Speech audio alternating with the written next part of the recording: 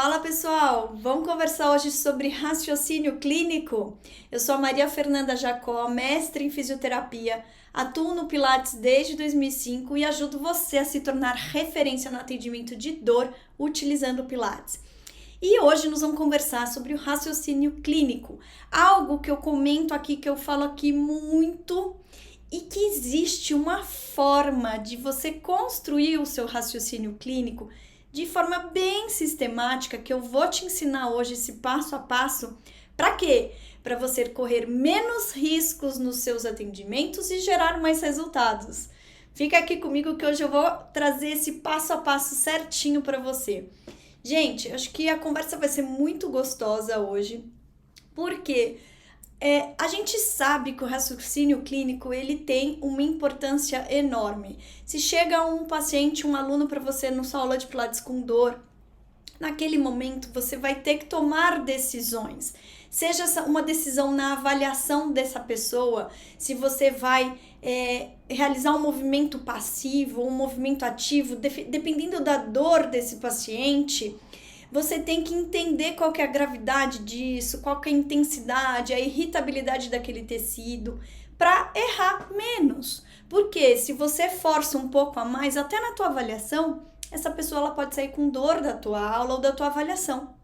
Então, se você entender hoje comigo esse passo a passo que eu vou te ensinar, do que é que você tem que saber para realizar uma avaliação muito bem elaborada, para realizar também um tratamento muito bem elaborado, e em cima desse passo a passo, criando esse raciocínio clínico de forma mais sistemática, isso vai te ajudar a entregar também um melhor resultado. Então, vamos lá que eu vou te ensinar isso. Uma outra coisa que eu acho que é muito importante de falar, a nossa prática clínica, lógico que conforme vão se passando os anos, a gente vai atendendo os nossos pacientes, os nossos alunos, com a nossa prática a gente vai sim melhorando o nosso raciocínio clínico, né? Porque tudo aquilo que você para estudar, para aprender, tudo aquilo que você faz todo dia, você vai ganhando conhecimento em cima daquilo. Eu, quando me formei há 20 e poucos anos atrás, eu tinha dificuldade também, claro. Eu não tinha o raciocínio clínico que eu tenho hoje, a rapidez do raciocínio clínico que eu tenho hoje. Mas também não é só o tempo, é também a prática de você estar ali fazendo todo dia, é também o seu estudo e também a aplicabilidade de todo aquele conhecimento que a gente vai captando, né, na nossa vida e a gente vai agregando naquele atendimento que a gente vai fazendo. Então, eu entendo que o raciocínio clínico, ele vem sim com a nossa prática clínica. Além disso, existem algumas competências, habilidades que a gente cria, que a gente pode, de certa forma, melhorar diariamente para ser melhor naquilo. E, gente, isso aqui, vocês fiquem aqui comigo, porque, olha, o que eu vou falar agora, vocês me fizeram lembrar uma coisa que eu estudei muito no meu mestrado, né? Eu fiz uma pesquisa junto com o meu orientador, o Bruno Saragiotto, que foi mais voltada para a parte do teleatendimento, na montagem de um currículo para a gente melhorar as competências dos futuros profissionais de saúde para atuarem nessa área do teleatendimento, né, utilizando o recurso do vídeo. Mas como eu estudei muito essa parte de competências, eu vou estender um pouco desse meu conhecimento que eu tive no mestrado aqui para esse bate-papo com vocês na questão do raciocínio clínico. E por que isso? Porque, gente, quando a gente tem determinadas competências, ou quando a gente desenvolve determinadas competências no nosso dia a dia, isso vai fazendo com que a gente se torne melhor naquilo, que a gente vai se aperfeiçoando naquilo. Vamos dividir aqui as competências em duas linhas. Vamos pensar em competências comportamentais e competências técnicas. O que seria isso? Comportamentais é aquilo relacionado ao meu comportamento. Gente, se eu sou ética no meu atendimento, concorda que eu vou estender essa ética para tudo. Com cada paciente que vem, eu vou ter sempre esse cuidado, com uma conversa que eu vou ter com outro colega profissional, seja ele médico, professor de educação física, nutricionista, eu vou ter também uma ética ao passar o caso desse paciente, um cuidado com a privacidade desse paciente. Então, tudo isso está voltado à nossa ética. Isso é uma competência comportamental. Uma outra competência importante é a confidencialidade, né? Que eu já até puxei um pouco a questão da ética, mas cai nisso também. Eu tenho que ter cuidado na identificação desse paciente, se eu vou divulgar essa foto dele, por exemplo, num congresso que eu vá para levar uma informação adiante, eu vou ter que ter um termo de consentimento sem mostrar o rosto do paciente, mas mostrando às vezes um exercício que eu executei. Eu tenho que ter um termo de consentimento desse paciente. Isso tá dentro das nossas competências comportamentais. E tudo isso a gente aprende na faculdade, ou deveria aprender, mas a gente aprende na faculdade. E a gente tem que levar isso para o nosso dia a dia, concordam? Eu tenho que ter esse cuidado. E aí isso cai, por exemplo, em profissionalismo. Profissionalismo é algo, gente, que vai abraçar tudo. Eu não tenho que aprender profissionalismo só para fazer um atendimento virtual. Eu não tenho que aprender profissionalismo só para atender pacientes com dor. Não, eu tenho que ser profissional frente a tudo. No momento que eu estou atuando lá no meu dia a dia, o profissionalismo ele é muito importante. Por quê? É a vestimenta que eu tô, o cuidado que eu tô ali no me portar, no jeito de falar, na escuta que eu dou pro paciente, que mais? No respeito que eu dou a ele, frente à vida que ele abre para mim, né? Frente às situações que ele traz ali da vida dele, e que eu tenho que ter um acolhimento e um cuidado e um carinho nisso. Então eu tenho que ser sim profissional, e essa competência ela também pode ser estudada. Lógico que eu acredito que tenha muitas questões aí intrínsecas, eu digo dos próprios valores e princípios nossos, né, profissional, mas a gente consegue sim trabalhar isso no nosso aluno, a gente consegue trabalhar isso em você. Eu consigo também sempre melhorar nos meus aspectos comportamentais, concordam? Ah, eu não gostei muito da minha atitude ali que eu tive com tal paciente. Pô, no próximo eu vou melhorar, né? A gente precisa dessa autocrítica também para ir evoluindo e crescendo nisso tudo. Um outro comportamento importante que eu acho que seria interessante de falar é as nossas responsabilidades profissionais também em cima daquele atendimento, certo? A gente tem isso. E a gente tem que estar atento com isso o tempo todo. Mas vamos lá voltar para nossa aula do raciocínio clínico. Não que isso não faça parte, né? Além dessas competências comportamentais, a gente precisa também ter competências técnicas. O que é isso? Eu tenho que ter conhecimento geral das patologias. Eu tenho que ter conhecimento geral sobre dor, se eu atendo pessoas com dor. Se eu atendo pessoa com dor, eu não entendo nem o que é dor, não sei nem a definição de dor, não sei nem os tipos de dor. Como é que você vai atender paciente com dor, pessoa com dor no Pilates? Então, isso tem uma importância, faz parte de uma competência técnica que você tem que adquirir, certo? Dentro desses conhecimentos gerais. Você tem que saber sobre planejamento em vários sentidos, tanto para a parte de avaliação quanto para a parte de tratamento. E você tem que saber sobre gestão de atendimento. O que é isso?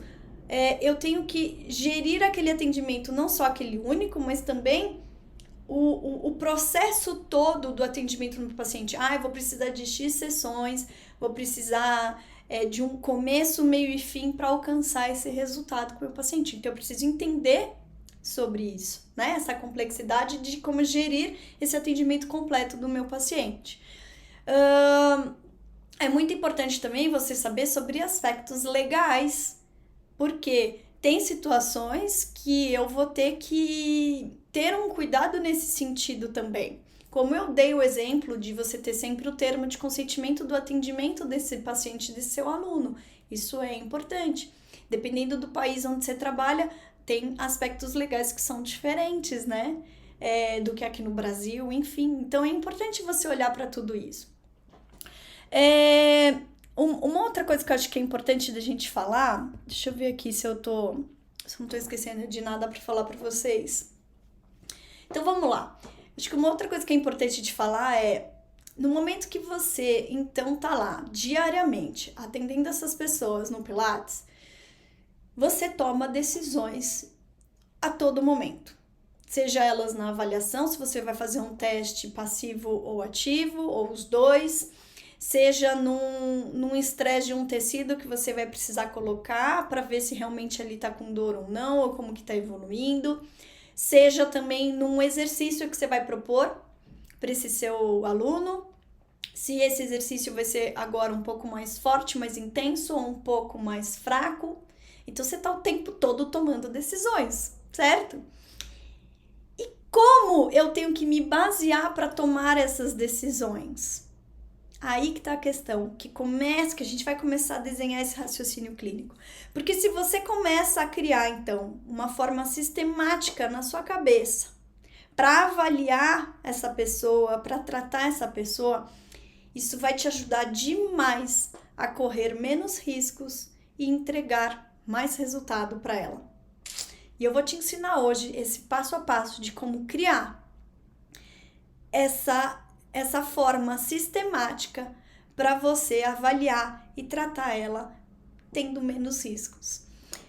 E para isso, eu trouxe um artigo científico publicado agora em 2021, trazendo embasamento nessa conversa nossa hoje para a construção desse raciocínio clínico. E nesse artigo ele traz essa ferramenta sistemática de 5 situações que você precisa trazer na sua avaliação e no seu tratamento para conseguir evitar riscos, né? Diminuir riscos nos seus atendimentos. Vamos falar sobre esses 5 pontos? Eles dão um nome nesse artigo de SIMS, que seriam as iniciais dessas 5 palavras, que são gravidade, irritabilidade, natureza, estágio e estabilidade.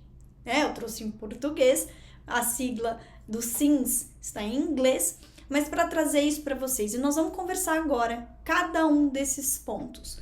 O que a gente tem que saber em cada uma dessas 5 questões para a gente diminuir os nossos riscos nos nossos atendimentos. Então vamos para o primeiro, gravidade. Gente, vamos pensar o seguinte, se você pega uma pessoa que teve Covid, acabou de sair do hospital e foi uma situação grave, concorda? Se ela teve que ser internada, teve ali uma questão respiratória associada e tudo mais, só que ela já tá de alta nesse sentido, mas houve uma gravidade ali de uma questão maior, porque essa pessoa passou por uma internação. Então, eu vou ter que acompanhar essa pessoa nessa avaliação e entender a gravidade da situação. Entender que, pelo fato dela ter sido internado, muitas vezes a gravidade traz associado o quê? Mais limitação física. Concorda? Eu dei um exemplo de uma pessoa que ficou internada. Pode ter certeza que o fato de ela ter ficado muito tempo acamada, ela tem uma limitação física maior. A gravidade, ela também está muito associada a prognóstico. Vou ter um prognóstico mais tardio, mais prolongado, mais conservador. Por quê? Se houve uma internação de X dias, de 20 dias, a perda de massa muscular dessa pessoa é grande, de uma sarcopenia. A gente sabe, por exemplo, eu dei o exemplo do Covid, né?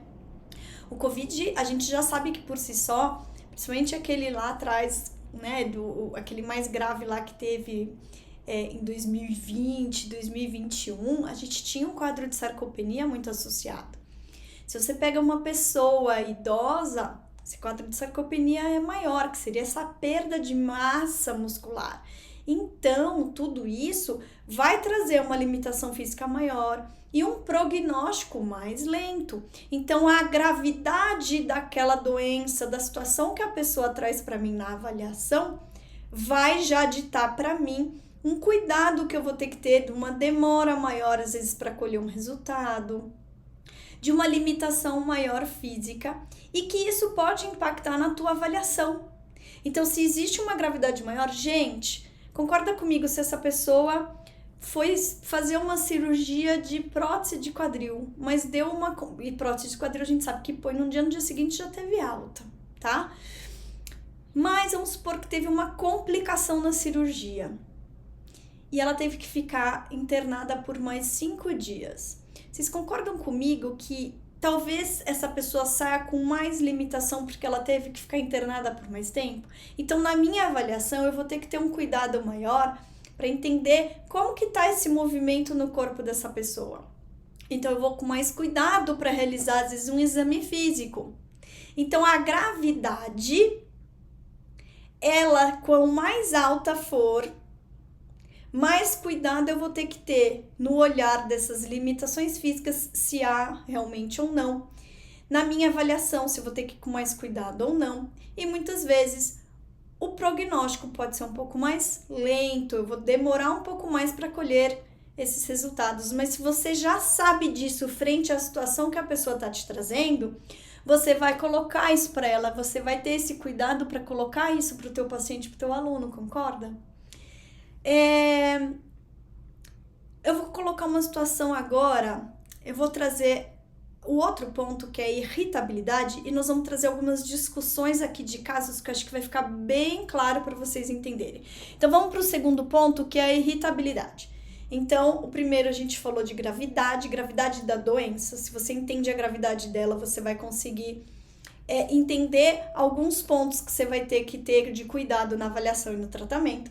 E irritabilidade. Irritabilidade, o que é? O quão irritável tá aquele tecido, seja no caso, por exemplo, de dor, no momento da avaliação desse seu paciente, de seu aluno, antes dele começar uma aula de Pilates. Ou vamos supor até que ele já faça aula de Pilates, mas chegou com alguma situação que ele tá falando, nossa, eu fiquei com mais dor, porque esse final de semana aconteceu não sei o quê, e eu tô com muito mais dor. Você fala, opa, peraí, preciso avaliar a irritabilidade daquele tecido.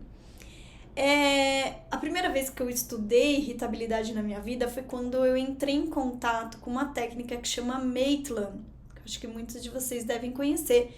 E o Maitland, ele traz muita descrição de como é avaliar a irritabilidade de tecido, que eu acho sensacional. Mas eu vou trazer aqui para vocês de um jeito também muito simples de vocês entenderem. Pensa o seguinte, se eu tô sentada aqui, dando aula para vocês, e vamos supor que depois de meia hora sentada dando aula, eu comece com uma dor na minha lombar. Poxa, se eu demorei meia hora sentado e aí essa minha dor começa, ali eu já consigo ver quanto tempo eu precisei ficar naquela postura para daí o meu tecido começar a irritar, tipo a dar um sinalzinho ali de queixa, né? Então esses 30 minutos para mim tem uma importância. Vou continuo aqui com o meu raciocínio para vocês entenderem. Aí essa irritabilidadezinha da minha dor na lombar começa. Só que vamos supor que eu aguente ficar mais uma hora sentada. Eu aguento ficar mais uma hora sentada dando aula para vocês. Aquela dorzinha tá ali, mas não tá me incomodando. Então, vocês concordam comigo que a irritabilidade do tecido, desse exemplo que eu tô dando em mim, é uma irritabilidade baixa? Porque, poxa, eu fiquei meia hora sem dor. Depois eu fiquei mais uma hora e meia, com uma dorzinha muito baixa. Poxa, eu já tô quase que 2 horas numa mesma postura. Tem uma irritabilidade? Tem, mas ela é baixa. Vou dar um exemplo de irritabilidade alta. Sabe quando a pessoa chega pra você e fala que ela ficou de pé, mas não deu 30 segundos dela em pé, a dor começa a aparecer, ou aquele choque começa a correr pela perna? Você fala, puxa vida, deve estar bem irritável. Porque ela ficou só 30 segundos naquela posição, já começou a dor. E aí você vai perguntar pra ela. Primeira pergunta que você sempre vai ter que fazer. Quanto tempo você consegue ficar de pé? Ou na posição que ela falar. Quanto tempo você consegue ficar de pé? No exemplo que eu tô dando, né? E essa dor demora para aparecer. Aí ela vai falar, 30 segundos. Fiquei de pé, em 30 segundos aparece. Aí você vai vir com a segunda pergunta para o seu paciente, seu aluno. Por quanto tempo você consegue ficar de pé com a dor? Sem daí você ter que mudar de posição. Se essa pessoa vira para você e fala assim, nossa, só mais estourando 5 minutos. Mas assim, estourando. Deu 5 minutos, aquela dor começa a me irritar, começa a crescer, a intensidade da dor começa a ir para 7, 8, 9, 10, ou seja, acima de 7. Eu não aguento mais, eu preciso sentar. Vocês concordam comigo que daí ela traz um cenário de uma irritabilidade mais alta. E aí você vem com a terceira pergunta. Tá bom, então você ficou 30 segundos de pé, a dor começou. Aí você ficou mais 5 minutos, você não aguenta mais, aí você teve que mudar de posição. Aí você sentou, concorda? Quanto tempo sentada você tem que ficar para essa dor sumir? Então são 3 perguntas. E aí ela vai dizer para você, nossa, eu tive que ficar meia hora. Gente, esse tecido tá muito irritado. Vocês concordam comigo? Agora eu vou trazer o cenário contrário, que foi o que eu falei. Eu fiquei 30 minutos. Então a primeira pergunta, quanto tempo sentada você consegue ficar sem dor? 30 minutos. Quanto tempo você consegue ficar sentada depois que a dor aparece? Mas 1h30. Pô, até que não tá tão irritado. E daí, depois? Eu levanto, ando um pouquinho, vou beber uma água, a dor já passou. Pô, ela saiu muito rápido. O tiquinho que ela levantou, nem o mesmo 1 minuto, que foi o tempo dela beber uma água e voltar, a dor já passou. Concorda comigo que a irritabilidade daquele tecido é bem mais baixo que o segundo caso que eu contei? Então tenha em mente sempre essas 3 perguntas, foi isso que eu aprendi estudando a técnica de Maitland, a avaliação de Maitland. Eu acho essas 3 perguntas importantérrimas para acompanharem você na sua avaliação. E com isso você tem a irritabilidade daquele tecido. Quando você for tratar, você vai continuar com essas perguntas. Porque conforme você vai evoluindo no seu tratamento, nas suas aulas de Pilates, e aquela dor ela vai diminuindo, você vai continuar com essa pergunta. Então, aquele caso daquela pessoa que em 30 segundos a dor já começava, aí você já vai perguntar, em quanto tempo você fica de pé que essa dor demora para aparecer? Nossa, agora já tá bem melhor.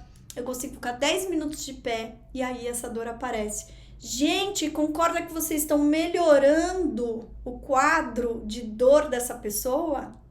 Então, saibam sempre fazer essas 3 perguntas, nunca mais esqueçam, que daí com isso vocês conseguem medir irritabilidade tecidual, medir tanto o momento atual do que a pessoa chega na tua avaliação, quanto acompanhar se está melhorando ou não. Quanto mais irritado for um tecido, mais limitação física eu vou ter, mais dificuldade de colocar essa pessoa em determinadas posições, porque, por exemplo, chega essa pessoa para mim que tem dor em pé, em 30 segundos, você acha que eu vou colocar ela numa avaliação por mais de 5 minutos numa posição em pé? Ou num tratamento por mais de 5 minutos em pé? Claro que não. Ela não acabou de dizer para mim que dói com 30 segundos em pé? Aí você vai dar exercício para ela em pé no Pilates? Pera lá, né, gente? Então é isso que a gente tem que ter em mente para fazer uma boa avaliação e um bom tratamento, tá? Vamos agora, que era o que eu queria fazer, e eu vou trazer esses vários cenários para vocês. Eu vou começar a misturar gravidade com irritabilidade. Se eu tenho uma pessoa que eu trouxe lá no início, que eu falei, que ficou internada, fez uma prótese de quadril, ficou internada. Então teve uma situação grave que por algum motivo ela teve que ficar 5 dias internada. Além disso, ela vem com uma irritabilidade alta, ou seja, você faz essas 3 perguntas e ela começa a falar isso do quadril dela. Tá com muita dor, eu não consigo ficar de pé, o pouquinho que eu fico de pé vem a dor. Se tem alta gravidade de doença com alta irritabilidade, eu tenho um elevado nível de sintoma aí. Então, o cuidado que eu vou ter que ter na avaliação vai ser maior. Quais são os movimentos que eu vou propor? Então, esse exame físico vai ter que ser mais cauteloso. Esse trabalho que eu vou propor para essa pessoa vai ter que ser mais cauteloso, tá certo? Se essa gravidade é alta, mas a irritabilidade é baixa, eu começo a mudar aqui o cenário, porque eu não tenho um tecido muito irritável, então talvez os sintomas sejam mais reduzidos, ou eles até existem, mas reduzem rapidamente, como eu dei o exemplo de eu sentada aqui na cadeira. E aí eu consigo já possibilitar um exame físico maior, um pouquinho maior. Tem uma gravidade, mas não tá tão irritado. Vou dar agora um outro cenário. Gravidade baixa e irritabilidade alta. Mais tranquilo ainda. Ou em que sentido? Não existe uma gravidade tão alta nessa pessoa, mas o tecido está muito irritado. Eu vou ter que ter um cuidado no exame físico, um cuidado também no tratamento, mas muitas das vezes, quando eu pego um cenário assim, pode estar associado a um quadro de dor crônica, onde já existem algumas crenças relacionadas àquela dor. Para tudo que eu vou explicar essa parte. Então vamos lá, volta aí.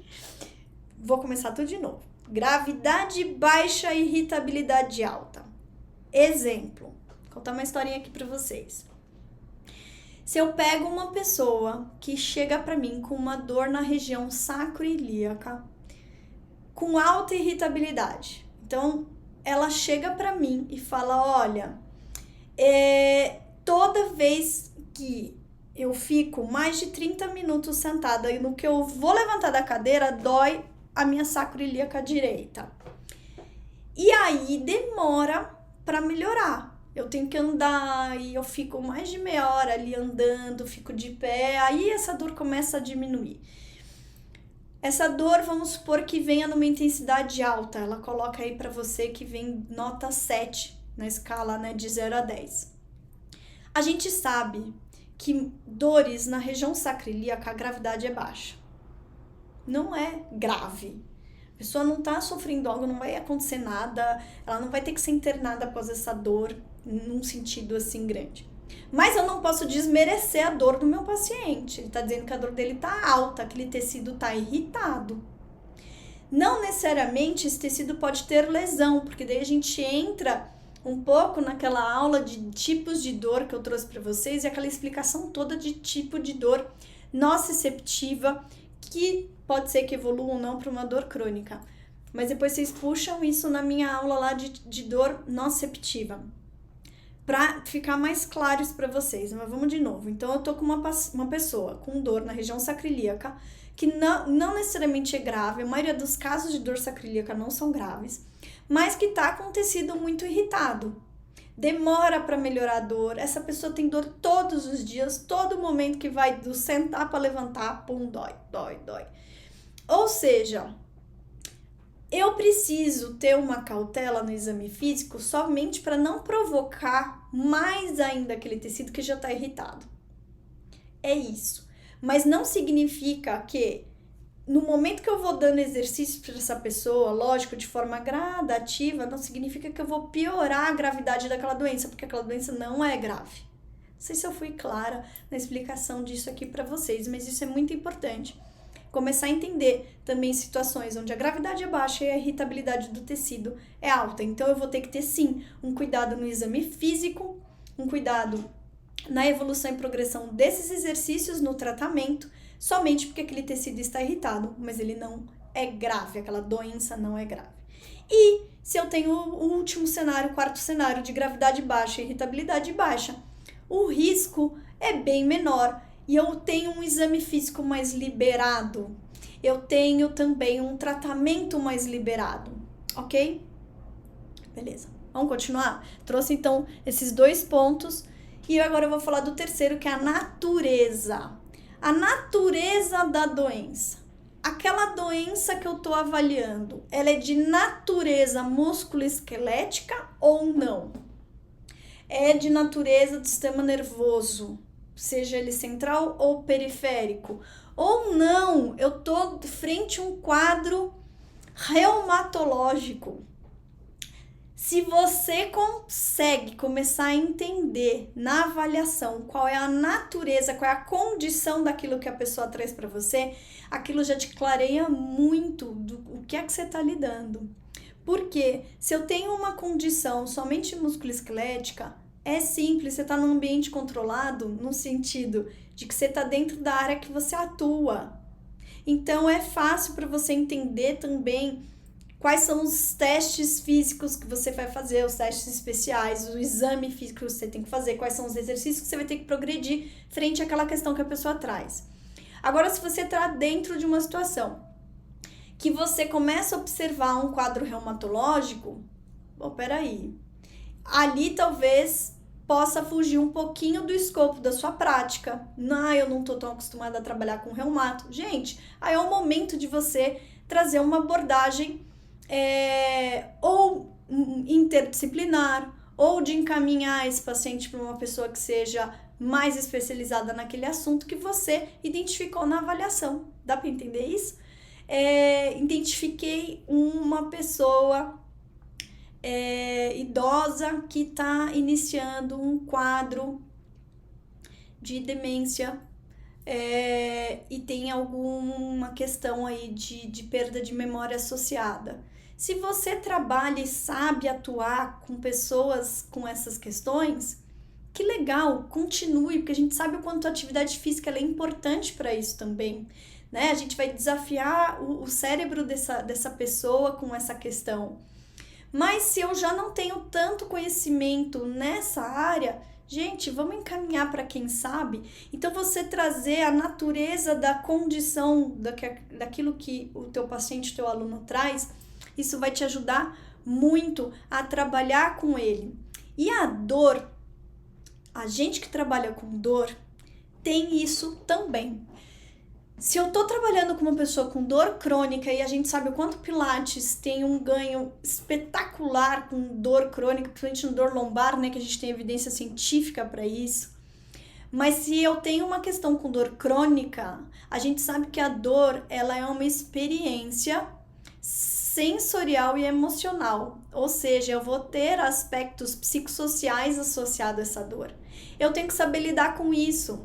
Aí vocês vão assistir lá aquela minha aula que eu dei já para vocês de dor crônica, onde eu trago muito sobre educação em dor.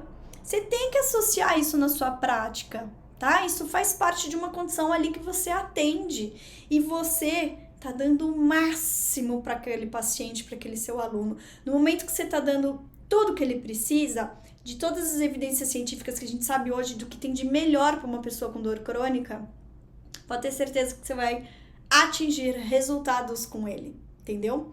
Então, a gente tem que sim saber lidar com aquela condição que o paciente traz frente à tua especialidade. Se você está trabalhando com Pilates e com dor, você tem que sim saber sobre dor, você tem que saber todo o aspecto biopsicossocial que a dor crônica traz, para entregar isso para o seu aluno, para o seu paciente na aula de Pilates, que não é só a aula em si, mas também a educação em dor que você traz para ele, né? Como que você vai progredir com esses exercícios? Então, a natureza, ela traz isso. Sabe um outro ponto que eu acho que é importante de eu complementar também esse terceiro ponto, que é a natureza? Vocês já ouviram falar de história natural da doença? Sabe quando a gente pega uma gripe, que a gente não faz nada e a gente melhora em 7 dias, 10 dias? Você pode até tomar um antigripal, mas aí essa medicação tá ali atuando para um sintoma que você tem. A gripe mesmo, ela tem um tempo que ela vem e que ela vai embora. Praticamente todas as doenças têm a sua história natural, ou seja, ela vem e ela vai embora. A maioria das doenças crônicas tem esse comportamento também, que a gente tem que respeitar. E muitas dessas doenças ortopédicas que têm a sua história natural da doença, do jeito que vem, vai embora. Não precisa muito também da nossa intervenção. Então, se você conhece sobre a história natural de determinada doença, você vai conseguir dar um prognóstico melhor para o seu paciente, para o seu aluno. Você vai conseguir raciocinar, então, um raciocínio clínico, né, ali, frente ao momento que a pessoa está, daquela condição que ela traz e o que vai acontecer nos próximos dias que vai acabar melhorando aquela condição. Então, você também tem um papel importante na parte do tratamento, que é tranquilizar muitas vezes aquela pessoa com uma dor lombar aguda, porque 80% dos casos vão melhorar sozinho, não precisa de nada. E é só tranquilizar para não gerar nenhuma expectativa maior que seja de pior. Ai, mas eu tô com dor lombar. Ai, mas minha vizinha, toda vez que tem dor lombar, trava. Não, mas calma, você nunca teve. É a primeira crise que você entra, é tranquilo, vai passar. E, gente, a gente como profissional da área da saúde, no momento que eu trago isso para o meu paciente, para o meu aluno, Você traz uma confiança para ele que ele precisa para saber que ele vai melhorar, tá? Não são todos os casos de dor lombar que vão cronificar. E às vezes a cronificação ela vem porque a gente botou medo em cima. Nossa, ai, se sua vizinha travou, ai, então você vai ter que ter cuidado. Ai, não dobra a tua coluna para fazer esse exercício porque senão você vai travar. Você tá fazendo um nocebo em cima desse paciente se você fica trazendo essas afirmações negativas. Concorda comigo? Então também pensem na questão da natureza, entendendo o processo natural daquela patologia que a pessoa traz, que também tem um começo, meio e fim, que ela vai se resolver. E a tua intervenção às vezes tem que ser muito pequena. Às vezes tem que ser sim, mas às vezes é muito pequena, ou uma simples palavra, uma simples orientação que você traz para o teu paciente, o teu aluno na execução de um exercício ou de um cuidado que ele tenha que ter mesmo e que ele vai sair daquela condição aguda, você entendendo sobre a natureza daquela doença. Vamos para o quarto ponto, estágio. Gente, eu adoro falar sobre esse aspecto, porque eu acho que aí também tem um pulo do gato assim muito grande, para a gente conquistar melhorias e resultados para os nossos pacientes, nossos alunos. O que seria estágio? Qual é o momento que a pessoa está frente àquilo que ela traz para você? Qual é o momento de recuperação? Aonde esse paciente se encontra? Eu gosto de dividir isso em 3 grandes estágios. Não é que gosto só da minha cabeça. A gente tem evidência científica para isso também, tá certo? Como que é isso? Pensa comigo se dividir o estágio que o paciente se encontra em 3. Vamos colocar num primeiro estágio, se essa pessoa tá com uma dor de 10 a 7. Ah, eu tô com dor 8. Vamos supor que daí dentro dessa dor 8, a limitação física que ela traz seja alta. Porque muitas vezes a dor alta traz uma limitação física associada, tá certo? Ah, como que eu meço a limitação física? Depende da área do corpo que esteja com dor. Se for uma dor lombar, você pode usar o questionário que a gente dá o nome de Oswestry, que é um questionário que ajuda você a avaliar a incapacidade física da dor lombar nesse paciente, nesse aluno. Se a nota desse questionário for alta, associada a uma nota alta de dor, você está no estágio 1, correto? Eu vou deixar aqui para vocês no vídeo um esqueminha que eu uso para atender, para ajudar vocês, tá certo? Na fase 2, é quando eu estou com uma pessoa onde ela tá com uma dor média e uma incapacidade física média. Ou seja, eu tô com uma pessoa com dor que ela fala para mim que vai de 4 a 6 e tem uma incapacidade física moderada. Não é tão grave, mas também não tá ali baixa, tá? E o estágio 3 é quando eu tô com uma pessoa já com uma intensidade de dor baixa. Ela fala que tem momentos que tá 0, que tem momentos que a dor dela vai para 3, não é tão alta, é baixa. E a incapacidade física dela também é baixa, tá? Ela consegue fazer as coisas dela, pouco se queixa, ela vai se queixar uma coisinha bem relacionada ali com aquela dor baixa dela. Se eu divido o meu tratamento e até a minha avaliação nessas 3 fases, eu consigo identificar em qual momento esse meu paciente, esse meu aluno está. Então, a hora que ele chega para mim, por exemplo, numa avaliação e fala, nossa, eu tô com dor 8, eu não consigo fazer nada, é difícil para levantar da cama, é difícil para escovar o dente, é difícil para entrar num carro, é difícil para ir trabalhar. Gente, ele tá no estágio 1. Aí, se eu vou pro contrário, eu tenho uma pessoa que chega, é uma dorzinha tão pequena, de vez em quando vem, 2 vezes na semana eu sinto ela, eu consigo fazer tudo. Você tá com uma pessoa na fase 3. E isso vai ditar para você tanto o que você tem que fazer na avaliação, quanto o que você pode fazer no tratamento, concorda? Você tá com uma pessoa no estágio 3, gente, vambora, é hora de progredir, eu consigo progredir mais rápido nos exercícios, eu posso desafiar esse corpo, concorda? Agora, se eu tô com uma pessoa na fase 1, opa, pera lá, ele tem mais dor, eu vou ter que ir mais devagar. Qual vai ser essa intervenção que eu vou fazer? Qual vai ser esse exercício que eu vou propor no Pilates? Dá pra entender? Então, o estágio é muito importante de você ter em mente esses 3 pontos que a pessoa se encontra. E por último, vamos falar de estabilidade. O que seria isso? Primeiro ponto que eu vou falar aqui, nunca mais esqueçam. Eu tenho que reavaliar essa pessoa diariamente, constantemente. Ou seja, toda vez que ela aparece no seu estúdio de Pilates, você tem que avaliá-la. Ah, mas inteira aquela avaliação toda? Não, faça as perguntas básicas frente àquilo que ela trouxe da queixa principal, que é aquele objetivo que você traçou ali no início para acompanhá-la naquela aula de Pilates. Por exemplo, se ela é aquela pessoa que em 30 segundos ficava de pé, sentia aquela dor correr na perna, use essas perguntas. Você tem que direcionar já, direto no sintoma ali que a pessoa trouxe para você. Nossa, como é que você tá? Como é que foi essa semana? Quanto tempo que você consegue ficar de pé? Ah, você já tá conseguindo ficar 5 minutos? Puxa, que legal. E aí, quando você fica 5 minutos de pé, você já tem que sentar? Não, eu já consigo estender isso, fico 5, consigo estender para 6 minutos, mas daí eu tenho que sentar. Mas a dor já tá melhorando um pouquinho mais rápido. Puxa, legal. A doença está estável? Não, ela tá progredindo. Para quê? Para uma melhora ou para uma piora? Nesse exemplo que eu dei, para uma melhora. Porque antes, essa dor não vinha com 30 segundos ao ficar de pé, e aí ela tinha que se sentar e tinha que ficar muito tempo sentada até essa dor melhorar, tinha uma irritabilidade alta. Então a estabilidade, ela está relacionada com o progresso da doença, seja um progresso para pior ou para melhor.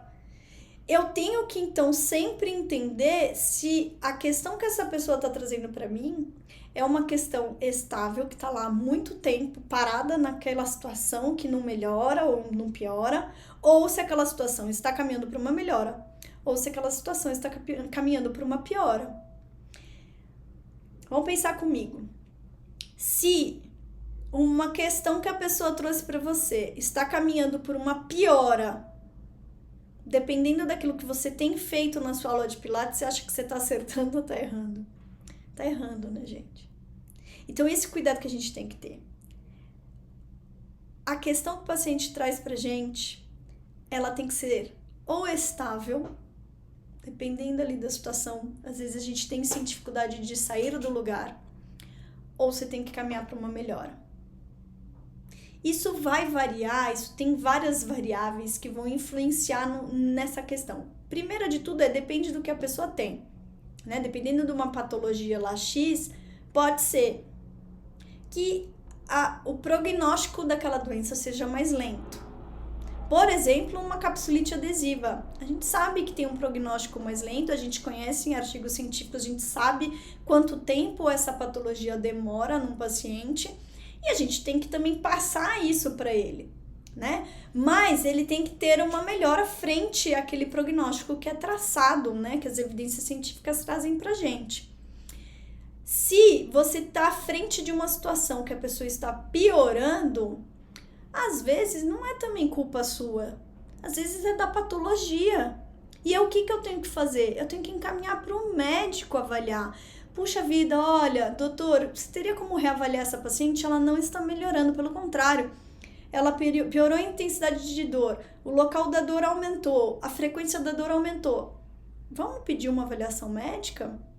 Porque ele que vai ter que te ajudar nesse diagnóstico, entender se o quadro dessa pessoa tá piorando por algum outro motivo ou não, entende? Então, a gente tem que sempre reavaliar esse paciente para entender a situação ali tá parada, tá evoluindo para melhor ou para pior.